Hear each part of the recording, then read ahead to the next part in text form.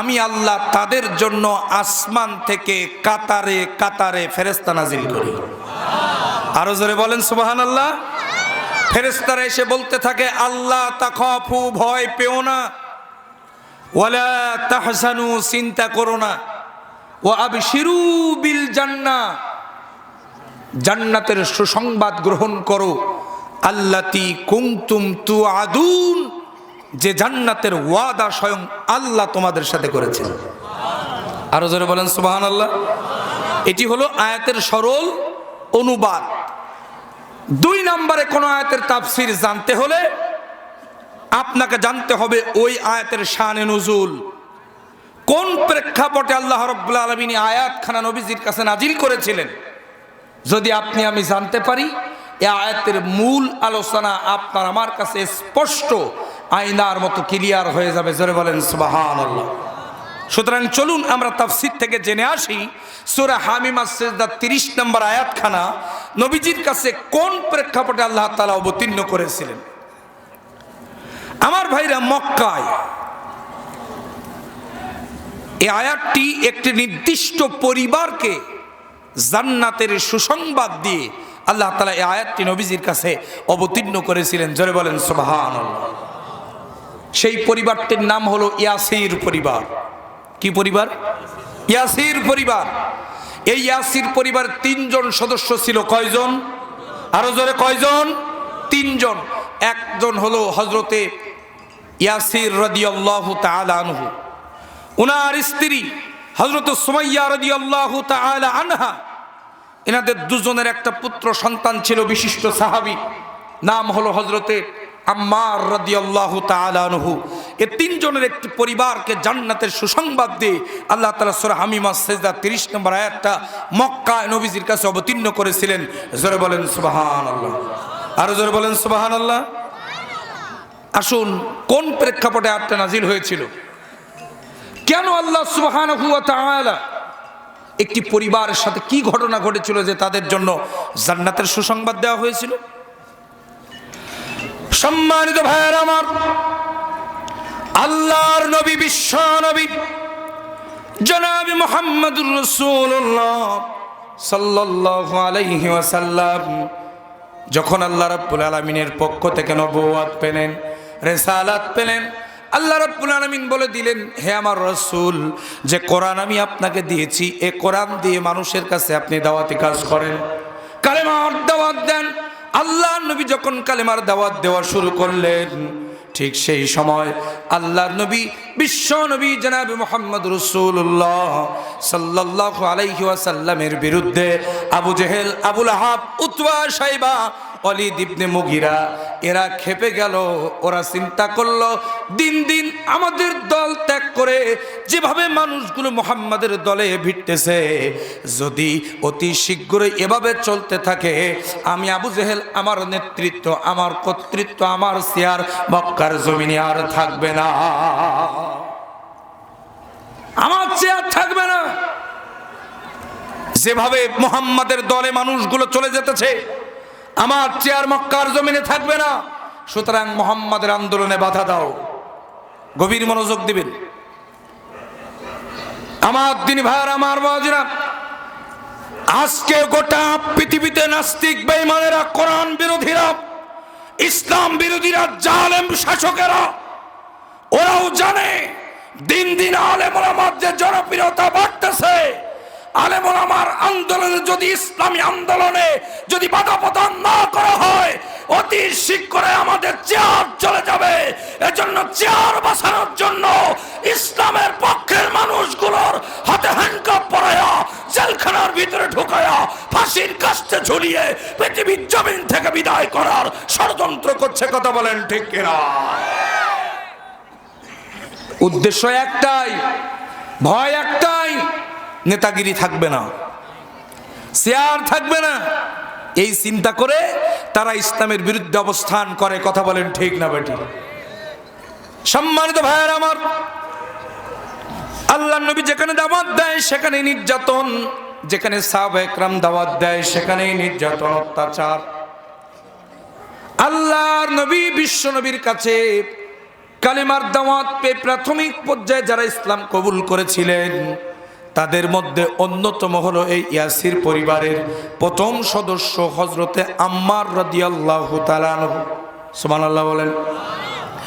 হযরতে আম্মার যখন বিশ্ব নবীর কাছে কালেমা গ্রহণ করলেন, এ খবর চলে গেল আবু জেহেলের দরবারে। আবু জেহেল হযরতে আম্মারকে গ্রেফতার করার নির্দেশ দিল। হযরতে আম্মার গ্রেফতার হয়ে গেলেন। মরুভূমির মধ্যে একটা খুঁটির সঙ্গে হযরতে আম্মার কি পিঠ মোড়া দেয়া বাঁধা হলো। গভীর মনোযোগ দিবেন, শানে নজুলের দিকে খেয়াল করুন। পিঠ মোড়া দিয়ে বেঁধে চাবুক দিয়া, চামড়ার চাবুক দিয়া পিঠের মধ্যে আঘাত করতে শুরু করলো। পিঠগুলো ফেটে ফেটে রক্ত বের হয়ে যায়। রক্তগুলো শরীর বেয়ে বেয়ে জমিনের মধ্যে পড়তে থাকে।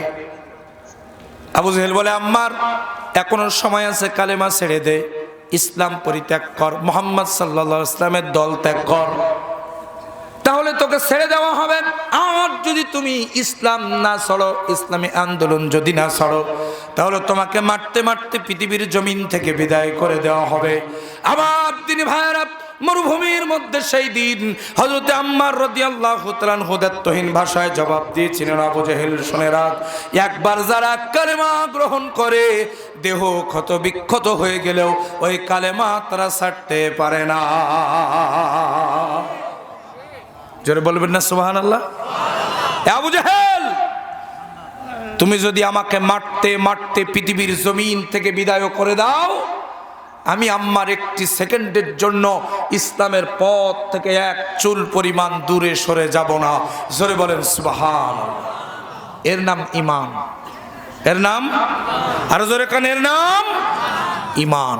একটু নির্যাতন আসবে, একটু বাধা আসবে, আর আপনি মাথা নত করবেন, ভেঙে পড়বেন, দল পাল্টাবেন, এর নাম ঈমান নয়। ঈমান হলো ইসলামী আন্দোলন করতে গিয়ে, কোরআনের পথে টিকে থাকতে গিয়ে মার খেয়ে নির্যাতন সহ্য করে ইসলামের পথে টিকে থাকার নামই হলো ঈমান। কথা বলেন ঠিক না বেঠিক? আমার দিদি ভাইয়েরা, গত কয়েকদিন আগে আমার মাহফিল ছিল লালমনিরহাট জেলা। আমি যখন স্টেজ থেকে নামলাম, স্টেজ থেকে নামার পর একজন মুরব্বী এসে আমাকে জড়িয়ে ধরে হাউমাউ করে কান্না শুরু করলেন। আমি মুরব্বীকে জিজ্ঞাসা করলাম, চাচা আপনি কাঁদেন কেন? বলছে, বাবা তোমাকে দেখে আমার ছেলের কথা মনে পড়ে গেছে, এজন্য আমি চোখের পানি ধরে রাখতে পারি নাই, কেঁদে ফেলেছি। আমি বললাম, চাচা আপনার ছেলের কি হয়েছিল? চাচা বলতেছি, আমার ছেলেটা ঢাকা বিশ্ববিদ্যালয় পড়তো, ছুটিতে বাড়িতে আসছিল, যে রাতে বাড়িতে এসেছে ওই রাতে পুলিশ তাকে গ্রেফতার করে জেলখানার ভিতরে নিয়ে গেল। দিন রিমান্ডে নিল। রিমান্ডে নির্যাতন চালাতে শুরু করলো। নির্যাতনের এক পর্যায়ে আমার ছেলেটার কাঁচা নখগুলি প্লাস দিয়ে টেনে টেনে উকড়ে ফেললো। আমার ছেলেটাকে বলা হলো, আমার নিজের কানে শোনা গত কয়েকদিন আগের ঘটনা। আমার দিনী ভাইরা, লোকটি বলতেছিল, হুজুর আমার ছেলেটাকে বলা হয়েছে তুমি যদি এখনো সময় আছে ইসলামী আন্দোলন যদি ছেড়ে দাও, আমাদের দলে যদি চলে আসো, তাহলে তোমাকে ছেড়ে দেওয়া হবে, নতুবা তোমাকে মারতে মারতে হয়তো বিদায় করে দিতে পারি। ছেলেটি বলল, একটা দুইটা কেন, আমার শরীরের হাতে পায়ের 20-20টা নখও যদি তুলে ফেলো, আমার আঙ্গুলগুলো কেটে কেটে টুকরা টুকরা করে আমাকে যদি বিদায় করে দাও, এরপরেও একটা সেকেন্ডের জন্য ইসলামের পথ থেকে এক চুল পরিমাণ দূরে সরে যাব না। এর নাম ঈমান। এর নাম আমার দিনী ভাইরা। লোকটি বলতেছিল, হুজুর আমার ওই কলিজার টুকরা ছেলেটা 42টা দিন রিমান্ড সহ্য করার পর 43 দিনের মাথায়, হুজুর আমার কোটি কোটি টাকা, আমার টাকা পয়সার কোনো অভাব নাই, কোটি কোটি টাকা নিয়ে আমি জেলখানার বারান্দায়, গেটের বারান্দায়, কোর্টে, এরপরে থানায় ঘোরাঘুরি করেছি, বিভিন্ন মন্ত্রণালয়ে ঘুরেছি, আমার ছেলেটাকে ছেড়ে দেওয়া হোক, বিনিময়ে কত টাকা তোমরা চাও আমি দেব। হুজুরও আমার ছেলেটাকে ওরা ছাড়লো না, বরং 43 দিনের মাথায় আমার ছেলেটার পেছনের রাস্তা দিয়া এক নয় দুই নয় 26টা গরম ডিম তার পেটের মধ্যে ঢুকায় দিল। আল্লাহু আকবার বলেন। 26টা গরম ডিম তার পেটের মধ্যে পেছনের রাস্তা দিয়ে যখন ঢুকায় দিল, আমার ছেলেটা ওই রাতে রিমান্ডের ভিতরে শাহাদাত বরণ করে আল্লাহর কাছে চলে গেছে। হুজুর একটা সেকেন্ডের জন্য আমার ছেলেটা মাথা নত করে নাই। আমার দিনী ভাইরা, ওই দিন আমি চিন্তা করেছিলাম এখনো পর্যন্ত ইসলামী আন্দোলনের ভিতরে আল্লাহর দিন প্রতিষ্ঠার যে সংগঠন, সেই সংগঠনের ভিতরে হযরত আম্মারের উত্তরসূরিরা এখনো পর্যন্ত জীবিত আছে। কথা বলেন ঠিক কিনা? ওরা জীবন দেয়, ফাঁসির কাস্টে ঝোলে, বাতিলের বুলেট খায়, রিমান্ডের নির্যাতনে অত্যাচার সহ্য করে, কিন্তু বাতিলের কাছে মাথা নত করে না। মুমিন তো কখনো মাথা নত করে না, হোক না সে বন্দী কারাগারে। ঠিক কিনা বলেন?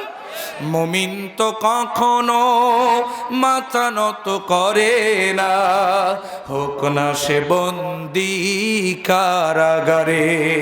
আল্লাহর ভালোবাসা যে পেয়েছে, রুখবে তাদের বলো কেমন করে। মুমিন তো কখনো মাথা নত করে না, হোক না সে বন্দী কারাগারে। লা ইলাহা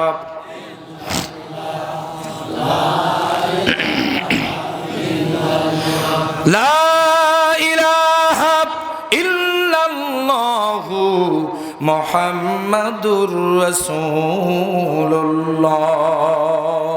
কষ্ট হচ্ছে আপনাদের? সম্মানিত ভাইরা আমার, অনেক গুরুত্বপূর্ণ আলোচনা, একটুখানি লক্ষ্য করেন। হযরতে আম্মার যখন কালেমা ছাড়ে না, আবু জেহেল বলল, আম্মারের মা ইয়াসিরকে ডাক দাও, সুমাইয়াকে ডাক দাও। সুমাইয়াকে ডেকে তাকে বুঝাইতে বলো, সন্তানকে যদি মা বুঝায় তাহলে হয়তো বুঝে ফিরে আসতে পারে। আমার দিনী ভাইরা, হযরত সুমাইয়া রাদিয়াল্লাহু তাআলা আনহাকে ডাক দেওয়া হলো। হযরতে সুমাইয়া এসে হযরতে আম্মারের পিঠ দিয়ে রক্ত বের হচ্ছে, বেহুশ হয়ে পড়ে আছে আম্মার। হযরতে আম্মারের কানের কাছে যাইয়া মা কারে বলে, লক্ষ্য করুন ও বগুড়ার মুসলমানেরা, ও পর্দার আড়ালের মা, একটুখানি মনোযোগ দিয়ে কথাগুলো শুনবেন।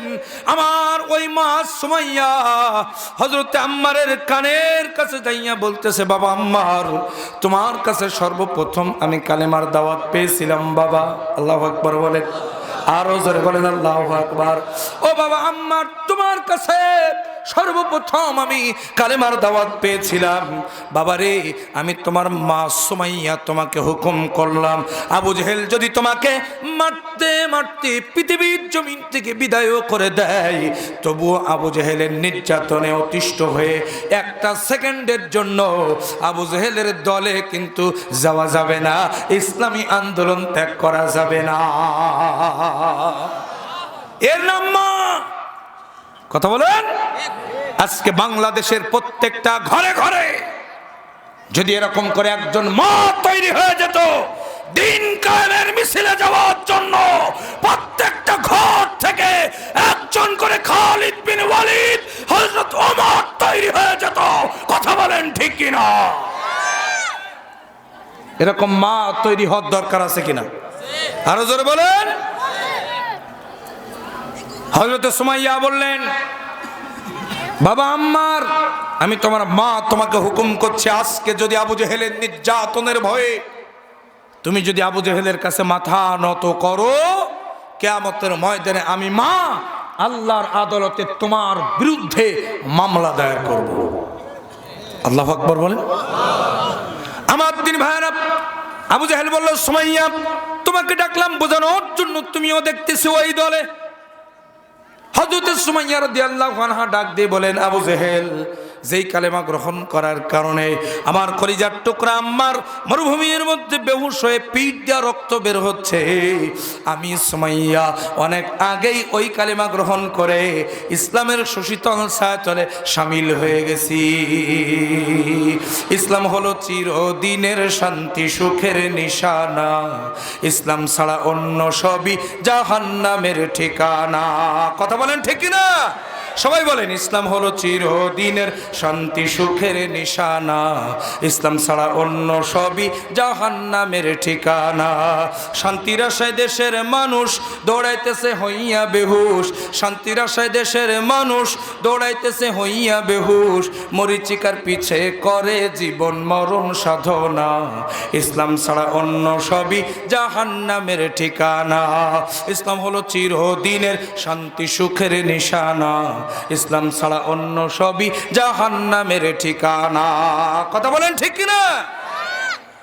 হযরত সুমাইয়াকে ধরে ফেলল আবু জেহেল, ধরে হযরত সুমাইয়া রাদিয়াল্লাহু আনহাকে পিঠমোড়া দিয়ে বেঁধে নির্যাতন শুরু করে দিল।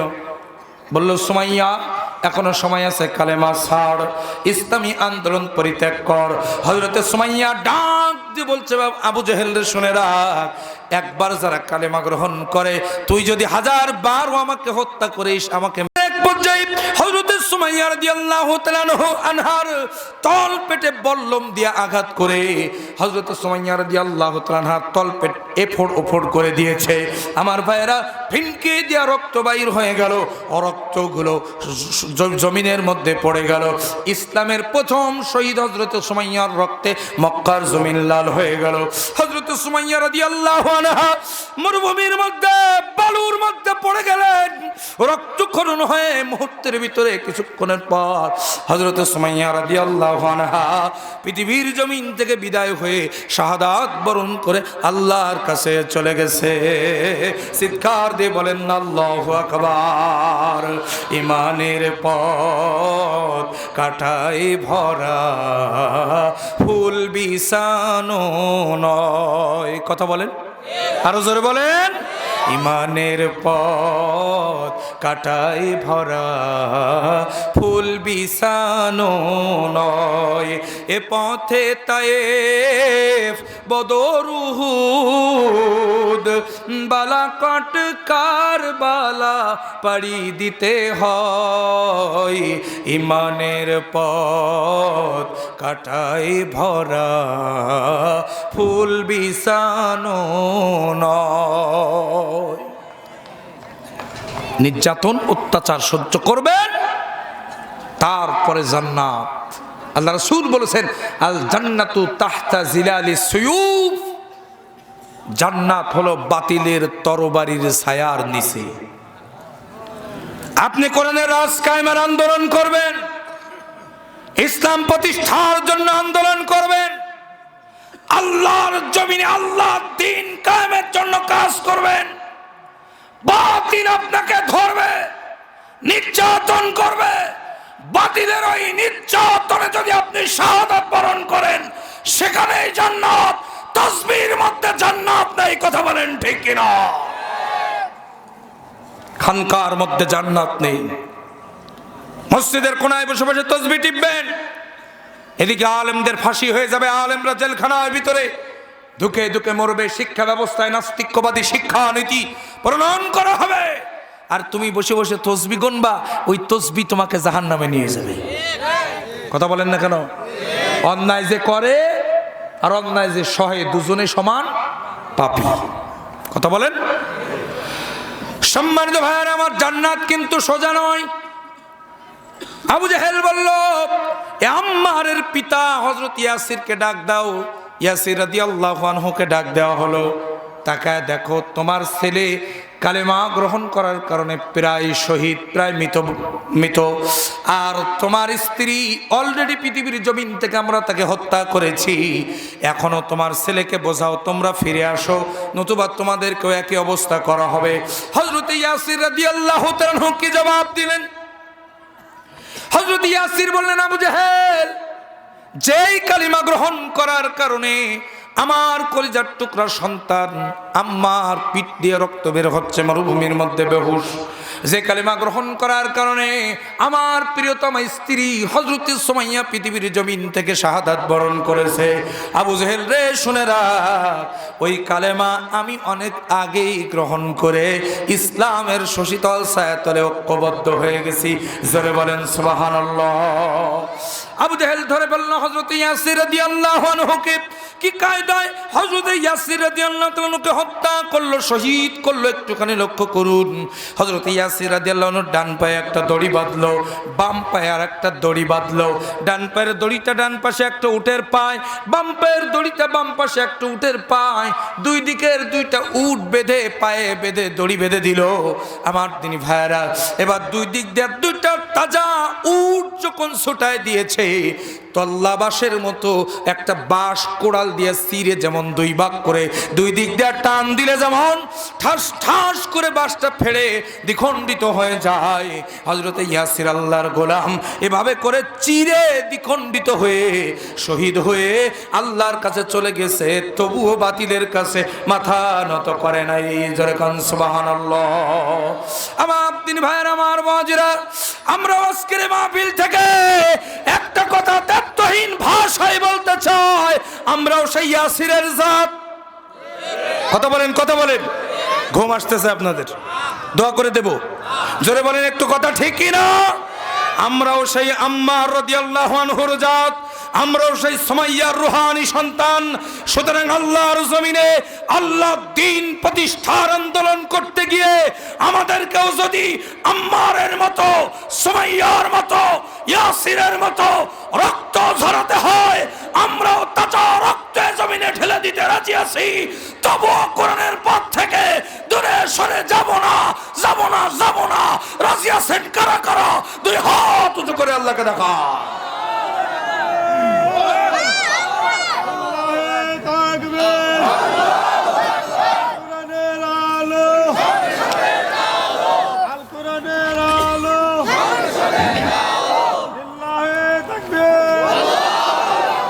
সম্মানিত ভাইয়েরা, কষ্ট হচ্ছে আপনাদের?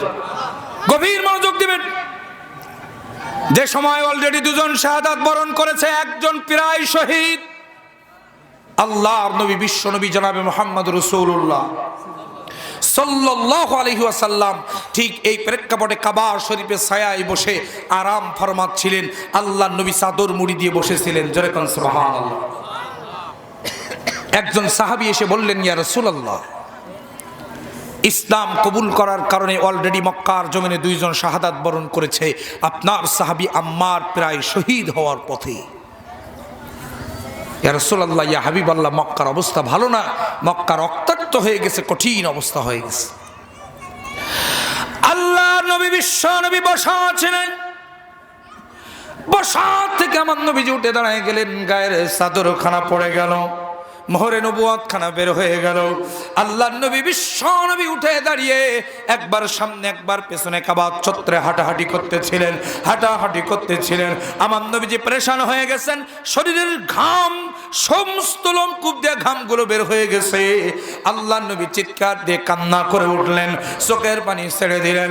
আল্লাহর নবী, বিশ্ব নবী চোখের পানি ছেড়ে দিয়া কাবা শরীফের গিলাফ দুটি ধরলেন। হাজী সাহেব যারা আছেন, কাবা ঘরের গিলাফ হয়তো দেখেছেন, ওই গিলাফ ছুঁয়ে যদি কেউ আল্লাহর কাছে দোয়া করে, আল্লাহ তার দোয়া ফিরায় দেয় না। জোরে কন্যা সুবহানাল্লাহ। আমার নবীজি ওই কাবার গিলাফ ছুঁয়ে আল্লাহর নবী বললেন, ওগো আল্লাহ, ইয়াসির পরিবারকে তুমি মাফ করে দাও, ইয়াসির পরিবারকে তুমি মাফ করে দাও, ইয়াসির পরিবারকে তুমি ক্ষমা করে দাও। আমার আল্লাহ রাব্বুল আলামিন ঠিক এরকম সময় হযরত জিবরাইল আমিনকে ডাক দিয়ে বলেন, জিবরাইল রে, আর দেরি করা যাবে না। ও জিবরাইল, আমার নবী মক্কা কাবা ঘরের গিলাফ ছুঁয়ে ছুঁয়ে কাঁদবে, আর আমি আল্লাহ আরশ আজিমে বসে বসে সেটা দেখব। এটা কখনো হতে পারে না। জিবরাইল রে, আমার নবীর কাছে চলে যা, আমার নবীর কাছে যা, কারণ আমি আমার নবীর চোখের পানি সহ্য করতে পারি না। আল্লাহু আকবার বলেন, আরো জোরে বলেন। যে নবীর চোখের পানি আল্লাহ সহ্য করতে পারে না, আমার দেশের কিছু কুলাঙ্গার অবৈধ মায়ের অবৈধ জারর সন্তান সেই রাসূলকে গালি দেয়। কথা বলেন। যারা আল্লাহ রাসূলকে গালি দেয়, এদের জন্মে সমস্যা আছে। কথা বলেন না কেন? আমার ভাইরা কে কোন দল করেন ওটা আমার দেখার বিষয় না। আপনি আওয়ামী লীগ করতে পারেন, বিএনপি করতে পারেন, তাবলীগ করতে পারেন, চরমনায় করতে পারেন, জামাত ইসলাম করতে পারেন, আপনি যে যে দল করেন, আপনার আমার মূল পরিচয় হলো আমরা মুসলমান। কথা বলেন ঠিক না ঠিক? আমার ভাইরা, সুতরাং আমার রাসূলকে যারা গালি দেয় এদের জন্মে সমস্যা আছে। কথা বলেন ঠিক না ঠিক? আমার ভাইয়েরা, আজকের মাহফিল থেকে আমরা দেখেছি গত কয়েকদিন আগে টেলিভিশনের টক শোর ভিতরে বসে এক নাস্তিকের বাচ্চা আমার নবীকে বলেছে আমার নবী নাকি চরিত্রহীন ছিল। আরো জোরে বলেন। আমার নবী একাধিক বিবাহ করেছে, তার মানে আমার নবী চরিত্রহীন ছিল। যার চরিত্রের সার্টিফিকেট স্বয়ং আল্লাহ দিয়েছেন। কে দিয়েছেন? আল্লাহ বলেছেন ইন্নাকা লা আলা খুলুকিন আযীম, নিশ্চয়ই আপনি হলেন সর্বোত্তম চরিত্রের অধিকারী। আজকের মাহফিল থেকে একটা কথা স্পষ্ট আয়নার মতো বলতে চাই, টেলিভিশনের টক শোর ভিতরে বসে পুলিশ পাহারায় আমার নবীকে গালি দাও কেন? তোর যদি বৈধ বাপে জন্ম দিয়ে থাকে, আমার মতো পুলিশ ছাড়া গাবতলীর জমিনে আসে আমার নবীকে গালি দিয়ে ডাক, বগুড়ার তাওহীদি জনতা তাদের পিঠের চামড়া তুলে লবণ লাগিয়ে দেবে। কথা বলেন ঠিক না? আমার ভাইয়েরা, বিশ্বনবীকে গালি দিবা, বাংলার মুসলমানেরা বসে বসে আঙ্গুল চষবে, তা তো হতে পারে না। কথা বলেন না কেন? তোমরা আমার বিরুদ্ধে গালি দাও, আমি কিছু বলবো না। কথা বলেন। আমার মায়ের বিরুদ্ধে গালি দাও, কিছু বলবো না। বাবার বিরুদ্ধে গালি দাও, কিছু বলবো না। আমি একটা দল করি, সেই দলকেও গালি দাও, তবুও কিছু বলবো না। তবে খবরদার, খবরদার, খবরদার, আমাদের কলিজায় আঘাত করবো না। কথা বলেন, কথা বলেন। আন-নাবিয়্যু আউলা বিল মুমিনিনা মিন আনফুসিহিম, গোটা দুনিয়ার ইমানদারদের কাছে নবীজি হলেন তাদের জীবনের চাইতে প্রিয়। কথা বলেন ঠিক না ঠিক? ওই জীবনের চাইতে প্রিয় নবীকে বাংলার জমিনের কোন নাস্তিক বা ঈমান কুলাঙ্গার, অবৈধ মায়ের অবৈধ সন্তানেরা যদি আর একটাবার গালি দেয়, বাংলার তাওহীদি জনতা ঘরে বসে থাকবে না। টেকনাফ থেকে তেতুলিয়া, রূপসা থেকে পাথুরিয়া বারুদের মতো চলে উঠে নাস্তিক বা ইমামদের জিহ্বা ছিঁড়ে কুত্তার খাদ্যে পরিণত করবে। রাজি আছেন কারা কারা? দুই হাত উঁচু করে আল্লাহকে দেখা।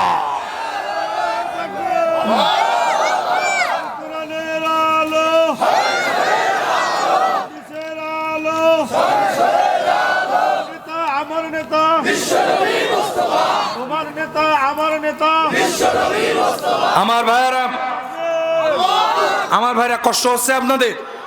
আমাদের দেশের অনেক অনেক নামধারী মুসলমান আছে যারা রাসূলকে গালি দেয়, ওদের দল করে। কথা কন না কেন? আবার গর্ব করে যে আমি অমুক দলের সৈনিক। কবরে যা, আল্লাহ তাআলা বুঝায় দেবে কয়টা ধানে কয়টা চাউল। কথা বলেন, কথা বলেন। আমার ভাইয়েরা, যারা গালি দেয়, আপনি হয়তো বলতে পারেন হুজুর আমি তো গালি দেই নাই, তাহলে আমার সমস্যা কি? আমার দিন ভাইরা, আপনার সমস্যা কি শোনেন। মনে করুন এখানে একটা মৌমাছির চাক আছে। কি আছে? মৌমাছির চাক। চাক বলে তো, মৌমাছির চাক। এখন এই যে হাজার হাজার তাওহীদি জনতা, এর মধ্য থেকে একজন লোক কি একটা বাচ্চা ওই মৌমাছির চাকে ঢিল ছুঁড়িয়েছে। এখন আপনারা বলেন সবাইকে কামড়াবে, আমাকে কামড়াবে না। কথা মনে হয় বুঝেননি? সবাইকে কামড়াবে মৌমাছি ঢিল ছোড়ার কারণে, কিন্তু আমাকে কামড়াবে না। আমি সাতক্ষীরা থেকে আসছি, মুসাফির মানুষ, আজকের মাহফিলে প্রধান বক্তা। আমাকে কামড়াবে না নাকি? আমাকেও কামড়াবে। কেন কামড়াবে? কারণ আমি আপনাদের সাথে কেন? যারা ঢিল মারল তুমি তাদের সাথে কেন, এই জন্য আমাকেও কামড়াবে। কথা বলেন, কথা বলেন, কথা বলেন। আমার দিন ভাইয়ের, আমার বাবাজিরা, সুতরাং যারা নবীকে গালি দিল, তুমি গালি দেওনি, তাতে কি হয়েছে? তুমি যে ওই দল করো, ওই দলে এক বা একাধিক সিল মারো। কতক্ষণ কতক্ষণ তুমিও কিয়ামতের ময়দানে যখন ওরাও জাহান্নামে যাবে, আল্লাহ গলা ধরি বলবে ঢোক, সাথে সিলিকে। কথা বলেন, কথা বলেন, আরো জোরে বলেন। আলেমদের ফাঁসি হয়ে যায়। আমার দেশের অনেক নামাজি তারা বলে কি জানেন? ও দোষ না থাকলে তো ফাঁসি হবে কেন? কথা বলেন, কথা বলেন। ও দোষ না থাকলে জেলে গেল কে? নিশ্চয়ই কোনো কিছু করিল, তাই জেলে গেছে। কথা বলেন, আছে না? আছে না? আর আলেমদের ফাঁসি হয় আর আনন্দ উল্লাস করে। কি করে? আনন্দ উল্লাস করে। আনন্দ কর ফিতুগিয়ানহিম ইয়ামাহুন, আনন্দ করে নে, আনন্দ করে নে, আনন্দ করে নে। শুনে রাখ, এমন একদিন আসবে বাতাস কিন্তু সব সময় একদিক দিকে বয় না। এক মাঘে কিন্তু শীত যায় না, আরো মাঘ আসে। এই মাঘের কাঁথা কম্বল গুলো নিয়ে যায় সেই মাঘের কাছে। আজকে আলেমদের ফাঁসি দেখে যারা দাঁত কালায় হাসতেছ, শুনে রাখো, বাতাস যদি পরিবর্তন হয় প্রত্যেকটার বিসি গুণে জেল দেওয়া হবে। কথা বলেন ঠিক না? কি গুণে জেল? বিসি গুণে। বিসি কি গুণে? আপনারা হাসতেছেন, এই বিসি সেই বিসি না। এই বিসি কিসের বিসি লক্ষ্য করেন। আমার দিন ভাইরা, এক রাজার দরবারে 3 চোর ধরা পড়েছে। খুব মনোযোগ দেবেন। কয় চোর? 3 চোর। 3 চোর ধরা পড়েছে। 3 চোর ধরা পড়ে রাজামশাই বলতে, তোদের তো বিচার হবে, এক কাজ কর, প্রত্যেকটা জঙ্গলের মধ্যে চলে যা, একটা করে ফল নিয়ে আসবি, সেই ফল অনুযায়ী তোদের বিচার করব। তো একজন নিয়ে আসছে একটা আম। কি নিয়ে আসছে? আমটা কেটেছে, মাঝখানে কেটে দেখে একটা বিসি। বিসি কয়টা? একটা। তো বলতেছে তোর 1 বছর জেল যা। যেই বলেছে 1 বছর জেল, ও তো হাউমাউ করে কান্না শুরু করেছে যে 1 বছর 12 মাস কেমন করে জেলে থাকবো। আমার দিন ভাইয়ারা, আর একজন নিয়ে এসেছে একটা আপেল। কি নিয়ে আসছে? আপেল। তো আমার দিন ভাইরা আপেল কেটে দেখে 5টা বিসি। তো বলতেছে তোর 5 বছর জেল। তো ও দাঁত কালায় হাসা শুরু করেছে, খিলখিল করে হাসতেছে।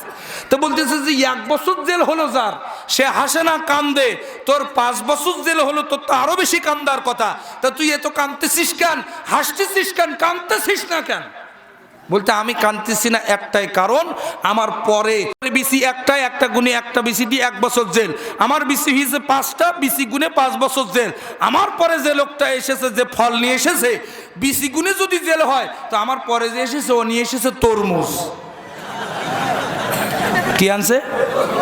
বগুড়ায় তরমুজ বলে তো, তরমুজ। তা বিসি গুণে যদি জেল হয়, তো ওর ক বছর জেল হবে? ও তো কিয়ামত পর্যন্ত জেলখানার থেকে বের হতে পারবে না। কথা বলেন, কথা বলেন। সুতরাং আমাদের আলেম ওলামা, আমাদের কোরআনের মাইনা পাখি যদি 13 বছর জেল খাটায়, শুনে রেখে দাও, বাতাস যেদিন পরিবর্তন হবে, তোমরা কালো চুলে ঢুকবা, সাদা চুলে বের হবা। কথা বলেন ঠিক কিনা? আল্লাহ আছে না নাই? আরো জোরে বলেন, আল্লাহ আছে না নাই? সুতরাং আনন্দ করো না, যারা আনন্দ করে তাদের দলে থেকো না। এখনো সময় আছে, কোরআনের দলে ফিরে আসো, না হলে কপালে কিন্তু খারাপ আছে। কথা বলেন, কথা বলেন। সম্মানিত ভাইয়ের আমার, কষ্ট হচ্ছে আপনাদের? আল্লাহ নবী, বিশ্ব নবী জনাবে মুহাম্মদ রাসূলুল্লাহ সাল্লাল্লাহু আলাইহি সাল্লাম কাবা শরীফের গিলাফ ধরে কান্নাকাটি করতেছেন।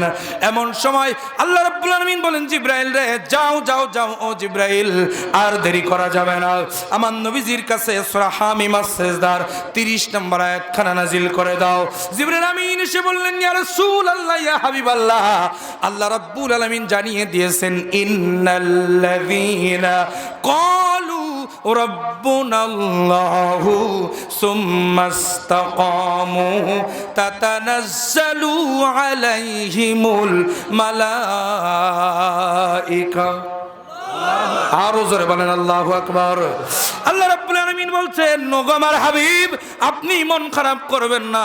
আপনি দোয়া করার আগে, হে রাসূল শুনে রাখুন, আপনি দোয়া করার অনেক আগেই আমি আল্লাহ তাআলা ফেরেশতা পাঠায়া আমি রাব্বুল আলামিন ইয়াসির পরিবারকে ক্ষমা করার ঘোষণা দিয়েছি, জান্নাতের ঘোষণা দিয়েছি। শুধু ইয়াসির পরিবার নয়, কিয়ামত পর্যন্ত যারা ঈমান আনার পর আল্লাহ যারা বলবে আল্লাহ আমাদের রব, আর আল্লাহ আমাদের রব, এই কথাটির উপরে যারা ইস্তেকামাত থাকবে, আমি আল্লাহ তাদেরকে ফেরেশতা পাঠায়া জান্নাতের ঘোষণা দিয়া দেব। জোরে কোন সুবহানাল্লাহ। এই প্রেক্ষাপটে এই আয়াতটি নবীজির কাছে নাজিল হলো। সুবহানাল্লাহ বলেন। আমার দিন ভাইরা, শানে নুজুল থেকে একটা শিক্ষা নেন। শিক্ষাটা হলো, একজন মুমিন ঈমান রক্ষার জন্য প্রয়োজনে জীবন দিয়ে দেবে, তবুও ঈমান বিক্রি করবে না। আমাদের দেশে একটা গাঁজাখুরি কথা চালু আছে। এই কই যাও, ওই বসেন ভাই বসেন।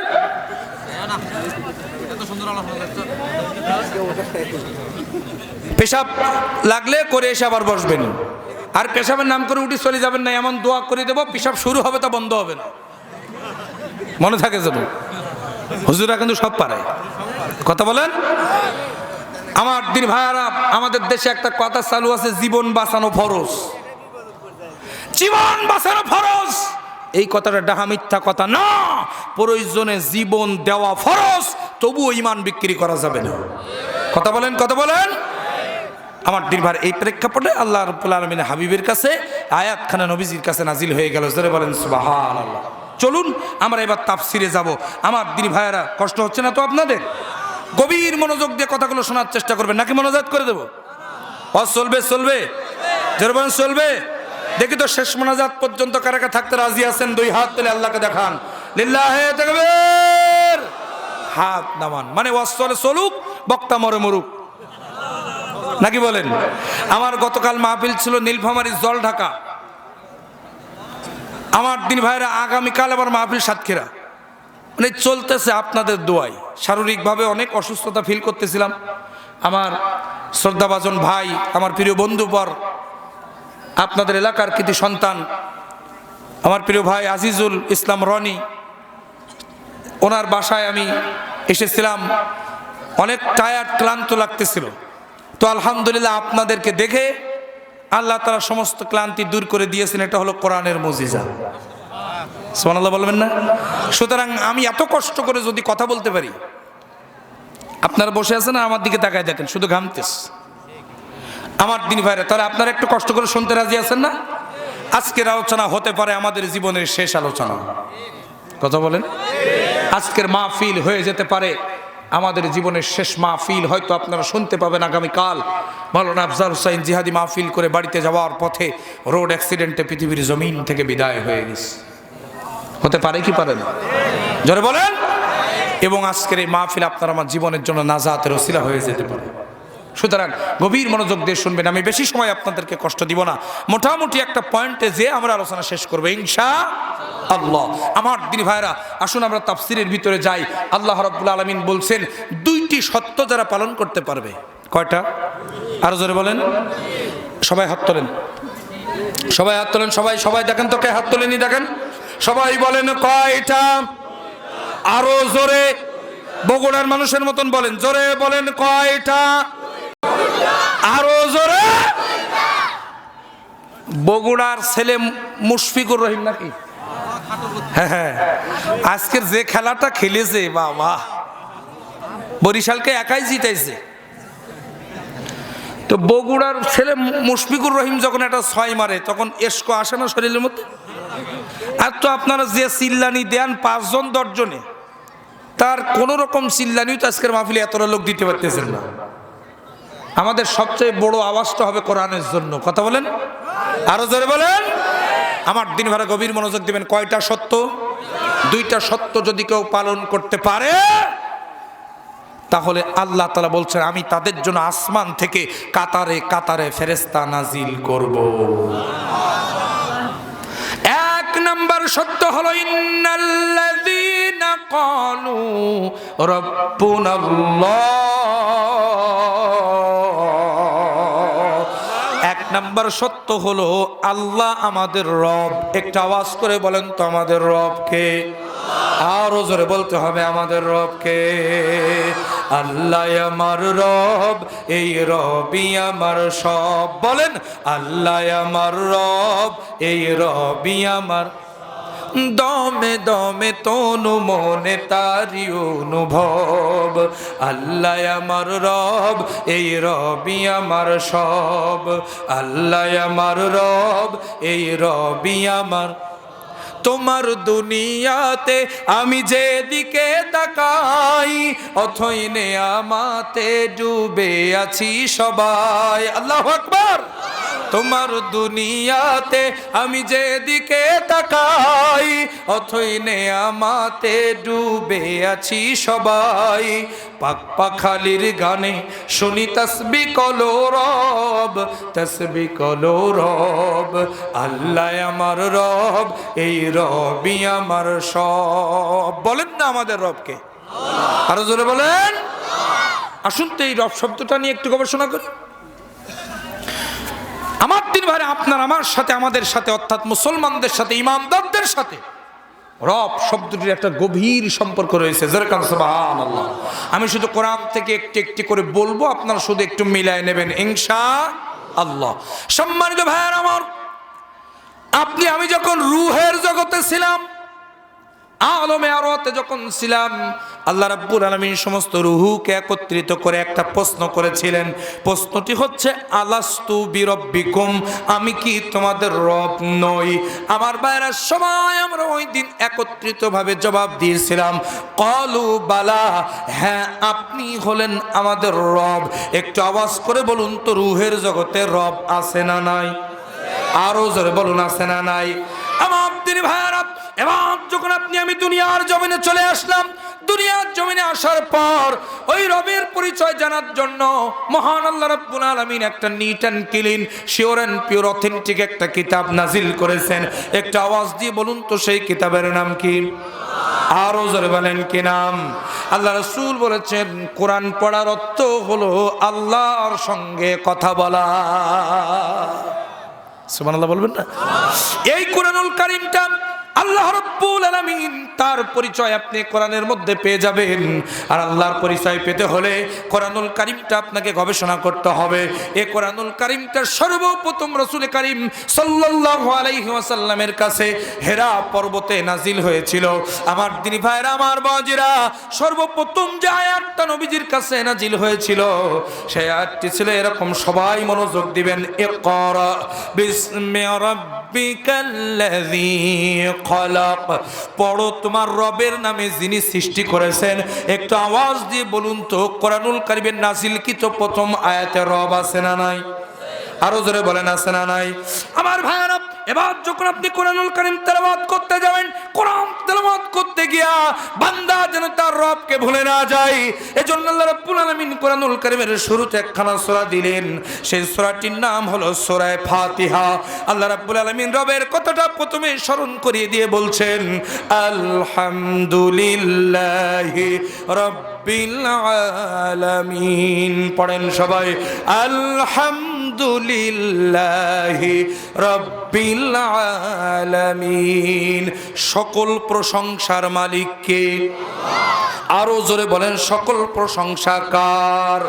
প্রশংসা সবই কেবল তোমারই। বলেন, প্রশংসা সবই কেবল তোমারই। রব্বুল আলামিন, দয়ালু মেহেরবান করুণায় ফুরান, দয়ালু মেহেরবান করুণায় ফুরান, আর কেহ নয় তুমি মালিক শেষ বিচারের দিন, শেষ বিচারের দিন। প্রশংসা কার? আমার ভাইরা, এবার জবাব দিয়ে বলুন তো, কোরআনুল কারীমের শুরুতে রব আছে না নাই? আরো জোরে বলেন। তাহলে তিন জায়গায় রব পেয়ে গেলাম। এবার লক্ষ্য করুন, কোরআনুল কারীম পড়া যখন আপনি শেষ করতে যাবেন, আমার ভাইয়েরা, কোরআন পড়া শেষ করতে গিয়াও বান্দা যেন তার রবকে ভুলে না যায়, এজন্য আল্লাহ পাক কোরআনুল কারীমের শেষে একখানা সূরা দিলেন। সূরাটির নাম হলো সূরা নাস। আল্লাহ রাব্বুল আলামিন জানায় দিলেন প্রথম আয়াত, সবাই পড়ুন আমার সাথে, কুল আউযু বিরাব্বিন নাস। চিৎকার দিয়ে বলেন আল্লাহু আকবার। বলুন তো, কোরআনুল কারীমের শেষে রব আছে না নাই? আরো জোরে বলেন। আমার দিন ভাইরা, সাত জায়গায় পেলাম, এখানে শেষ নয়। রব রব রব। আমার ভাইরা, রবের গোলামীর সবচাইতে বড় নমুনা হলো নামাজ। জোরে বলেন কি? আরো জোরে বলেন কি? আমরা সবাই আল্লাহকে রব মানি, কিন্তু আমি যদি হাত তুলতে বলি, ঈশান নামাজ পড়েননি কে কে? হাত উঠবে না বেশি, কম না বেশি? বেশি উঠবে। আমার ভাইরা, যারা নামাজ পড়িনি এরকম লোক বহুত আছে, হেলায় খেলায় নামাজকে উপেক্ষা করেছে। আমার দিন ভাইরা, আবার ওরা আল্লাহকে রব মানে। কথা বলেন, কথা বলেন। ফজরের ক্ষণ গেল পড়নি নামাজ, জোহরেও ডুবেছিলে নিয়ে শত কাজ। ফজরের ক্ষণ গেল পড়নি নামাজ, জোহরেও ডুবেছিলে নিয়ে শত কাজ। হেলাই খেলাই গেল আসরের কাল, হেলাই খেলাই গেল আসরের কাল, মাগরিবেও পড়লে না নামাজির সাজ। ফজরের ক্ষণ গেল পড়নি নামাজ, জোহরেও ডুবেছিলে নিয়ে শত কাজ। কথা বলেন আমার দিন ভাইরা। নামাজ যখন আপনি শুরু করতে যাবেন, প্রত্যেকটা জায়গা রব একটু নামাজটা কেমন ভাবে সাজালেন। নামাজ যখন তাকবীরে তাহরিমা বলে আমি যখন নামাজ শুরু করলাম, নামাজ পড়তে গিয়ে বান্দা যেন তার রবকে ভুলে না যায়, এজন্য আল্লাহ রাব্বুল আলামিন নামাজের প্রত্যেক রাকাতে সূরাতুল ফাতিহা পড়াকে হানাফি মাযহাবের অনুযায়ী ওয়াজিব করে দিয়েছেন। আল্লাহ রাব্বুল আলামিন বলতেন রবের কথা যেন মানুষ ভুলে না যায়, এজন্য প্রত্যেক রাকাতে দিলেন আলহামদুলিল্লাহি রাব্বিল আলামিন। বলুন তো নামাজের প্রত্যেক রাকাতে রব আছে না নাই? মনোযোগ দিন, কষ্ট হচ্ছে না তো? আমার দিন ভাইরা, কিরাত শেষ করে যখন আপনি রুকুয় চলে গেলেন, রুকু জামাত পর রুকুতে গিয়েও যেন বান্দা তার রবকে ভুলে না যায়, এজন্য আল্লাহ রাব্বুল আলামিন রুকুর মধ্যে একখানা তাসবির ব্যবস্থা করলেন। যারা জানেন তারা পড়েন আমার সাথে, সুবহানা রাব্বিয়াল আযীম। বলুন তো রুকুতে রব আছে না নাই? আমার ভাইরা, এবার রুকু থেকে উঠে যখন আপনি দাঁড়ালেন, রুকু থেকে উঠেও যেন বান্দা তার রবকে ভুলে না যায়, এজন্য আল্লাহ রাব্বুল আলামিন রুকুতে একটা তাসবির ব্যবস্থা করলেন। সবাই পড়েন আমার সাথে, রব্বানা লাকাল হামদ। আল্লাহু আকবার বলেন। রুকু থেকে উঠে রব আছে না নাই? আমার ভাইরা, এভাবে হয়তো কোনোদিন গবেষণা করা হয়নি, এভাবে হয়তো কোনোদিন জেনে দেখা হয়নি যে আমাদের রবের সাথে কতটা সম্পর্ক। এখানেই কিন্তু শেষ হয়ে গেল না। এবার যখন আপনি সেজদায় চলে গেলেন, আল্লাহু আকবার বলেন, সেজদায় যাওয়ার পর বান্দা যেন তার রবকে ভুলে না যায়, এজন্য আল্লাহ রাব্বুল আলামিন সেজদার মধ্যে একটা তাসবির ব্যবস্থা করলেন। সেই তাসবিহটি হচ্ছে, সবাই পড়েন আমার সাথে, সুবহানা রাব্বিয়াল আ'লা। বলেন তো সেজদার মধ্যে রব আছে না নাই? আমার দিন ভাইরা, এখানে শেষ নয়। আপনি যখন নামাজটাকে সালাম ফিরিয়ে নামাজটাকে যখন শেষ করলেন, নামাজ শেষ করার পর আমার ভাইরা, আপনি দুটি করে হাত আল্লাহর কাছে তুলে দিয়েছেন, মালিকের কাছে কিছু চাইবেন বলে। আমার দিন ভাইরা, কি বলে আপনি চাইবেন? মহান আল্লাহ রাব্বুল আলামিন কুরআনুল কারীমের মধ্যে অসংখ্য দোয়া শিক্ষা দিয়েছেন। প্রত্যেকটা দোয়ার শুরুতে দোয়া করতে গিয়ে যেন বান্দা তার রবকে ভুলে না যায়, এজন্য ম্যাক্সিমাম দোয়ার শুরুতে রব দিলেন। রব দিয়ে দোয়াটা শুরু করলেন। যেমন সবাই পড়েন আমার সাথে, রব্বানা যালামনা আনফুসানা ওয়া ইল্লাম তাগফির লানা ওয়া তারহামনা লানাকুনান্না মিনাল খাসিরিন। রব্বানা আতিনা ফিদ দুনিয়া হাসানা রব্বানা ফাগফির লানা যুনুবানা রব্বানা হাব লানা মিন আজওয়াজিনা ওয়া যুররিয়াতিনা। এভাবে করে যত দোয়া আপনি করবেন, ম্যাক্সিমাম দোয়ার শুরুতে রব আছে না নাই? আরো জোরে বলেন। শুধু তাই নয় আমার ভাইয়েরা, আপনাকে আমাকে সকলকে একদিন না একদিন এই দুনিয়ার সফর শেষ করে সকলকে একদিন কবরে চলে যেতে হবে। কেউ কিন্তু এই পৃথিবীর জমিনে থাকতে পারবো না। কথা বলেন ঠিক কিনা? একদিনে মাটির ভিতরে হবে ঘর রে মন আমার, কেন বাঁধো দালান ঘর রে মন আমার, কেন করো অহংকার। একদিন মাটির ভিতরে হবে ঘর রে মন আমার, কেন বাঁধো দালান ঘর রে মন আমার, কেন করো অহংকার। কেউ থাকতে পারবো না। বলেন পারবো? আরো জোরে বলেন পারবো। আমার ভাইয়েরা, আমার বাবাজিরা, পৃথিবীর জমিন থেকে বিদায় হয়ে সকলকে কবরে চলে যেতে হবে। ওই কবরে যাওয়ার পরেও বান্দা যেন তার রবকে ভুলে না যায়, এজন্য আল্লাহ রাব্বুল আলামিন কবরের মধ্যে ম্যাক্সিমাম 3টি প্রশ্নের ব্যবস্থা করেছেন। তার মধ্যে প্রথম প্রশ্ন হলো মান রব্বুকা। ফেরেশতারা এসে প্রথম প্রশ্ন করবে, তোমার রব কে? জোরে বলুন তো, কবরের মধ্যে রব আছে না নাই? রবকে তোমার, দিন কি তোমার, রাসূল তোমার কে?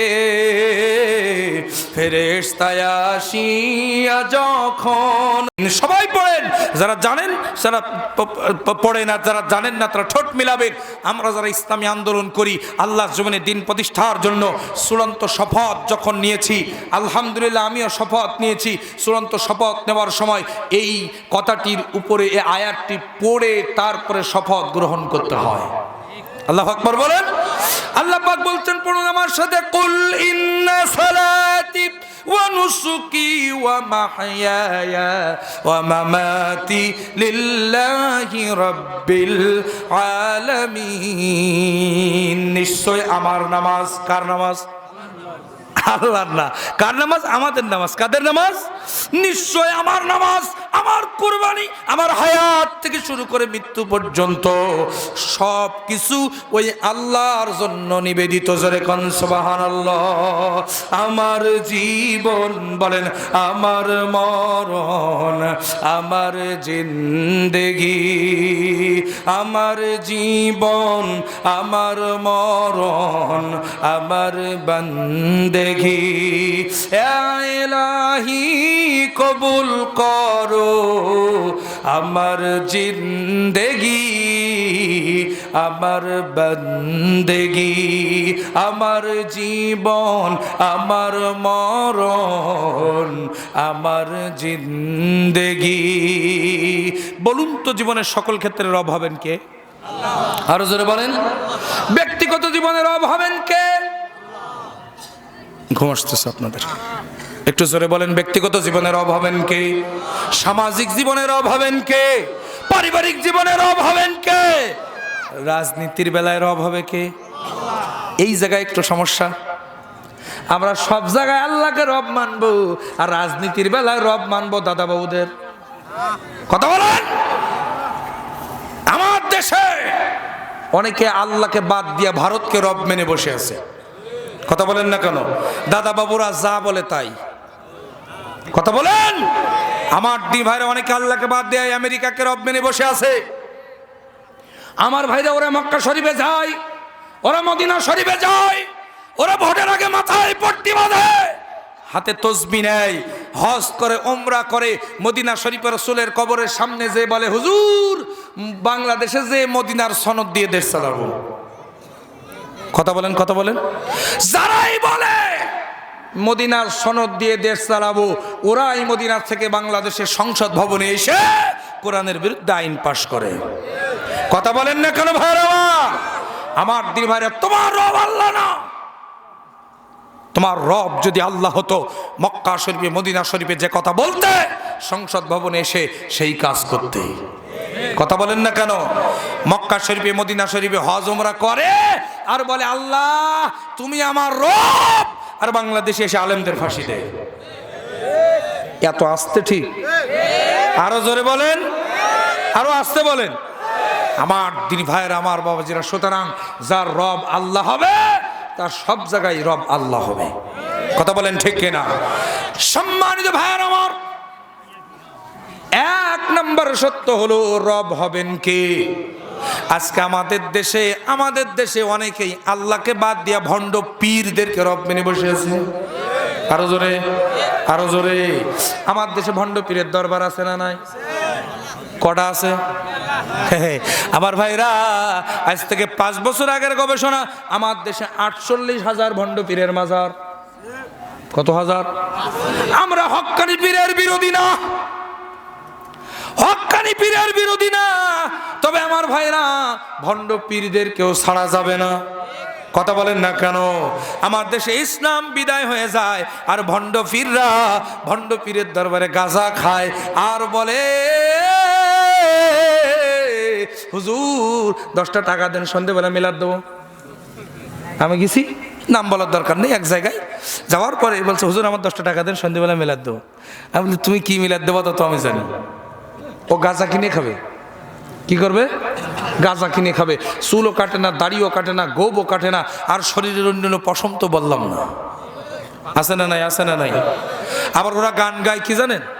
কিরমান কাতিবিন রোজ হাসরের দিন, কিরমান কাতিবিহীন রোজ হাসরের দিন, আল্লাহর দরবারে যেদিন করবে অভিযোগ, আমরা বলবো ছিলাম ল্যাংটা বাবার লোক, আমরা বলবো ছিলাম ল্যাংটা বাবার লোক।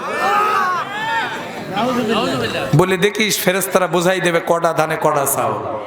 কথা বলেন। আমিও বলি কিরমান কাতিবিন পাইবে যেই দিন, কিরমান কাতিবিহীন পাইবে যেই দিন, তোরা যারা ছিলি ল্যাংটা বাবার লোক, তোদের জুতা মাইরা কইব জাহান্নামে ঢোক। আমার জমিনে যেদিন বাংলার জমিনে কোরআনের রাজ কায়েম হবে, কোন ভণ্ড পীরের আস্তানা রাখা হবে না। কথা বলেন ঠিক কিনা? ইসলাম বিদায় হয়ে যায় আর পীর মুর্দি খানকার ভিতরে বসে ইল্লাল্লাহ জিকির, লা ইলাহা ইল্লাল্লাহ, কারো কিছু বলবো না, যে যা পারে করুক। কথা বলেন। আছে না? আছে না? আছে না? সুতরাং রব হবেন কে? আরো জোরে বলেন কে? ইন্নাল্লাযীনা ক্বালু রাব্বুনাল্লাহ। এটি হচ্ছে 1 নম্বর সত্য। 2 নম্বর সত্য হলো সুম্মাস্তাকামু। আল্লাহু আকবার বলেন। যারা বলল আল্লাহ আমাদের রব, এই কথাটির উপরে ইস্তেকামাত থাকবে, প্রতিষ্ঠিত থাকবে, দৃঢ় থাকবে, অটল থাকবে, অনড় থাকবে। চিৎকার দিয়ে বলেন সুবহানাল্লাহ। আমার দিনী ভাইরা, রব শব্দটির উপরে মুখে বলা যেমন সহজ, আল্লাহ আমার রব, আমাদের রব, এটা সহজ, কিন্তু রব শব্দটির উপরে প্রতিষ্ঠিত থাকা কিন্তু অতটা সহজ না। রব শব্দটির উপরে প্রতিষ্ঠিত থাকা অতটা সহজ নয়।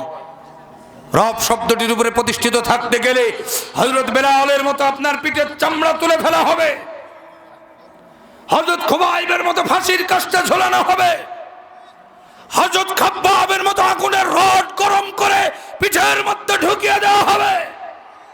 রব শব্দটির উপরে প্রতিষ্ঠিত থাকতে গেলে বিশ্বনবীর মতো আপনাকে জেল খাটতে হবে। কথা বলেন, কথা বলেন। রব শব্দটির উপরে প্রতিষ্ঠিত থাকতে গিয়ে কোরআনের ময়না পাখি যে মানুষটি 50টি বছর কথা বললেন গোটা পৃথিবীতে, যার হাতে হাত রেখে অসংখ্য মুসলিম কালেমা পড়ে মুসলমান হয়েছে, কোরআনের এই ময়না পাখিটা 13টি বছর যে কায়দায় জীবন পরিচালনা করে বাতিলের জেলখানা থেকে শাহাদাত বরণ করেছে। আপনিও যদি রব শব্দটির উপরে ইস্তেকামাত থাকেন, আল্লামা সাঈদীর মতো আপনাকেও জেলখানায় পড়ে পড়ে মরতে হবে। কথা বলেন ঠিক কিনা?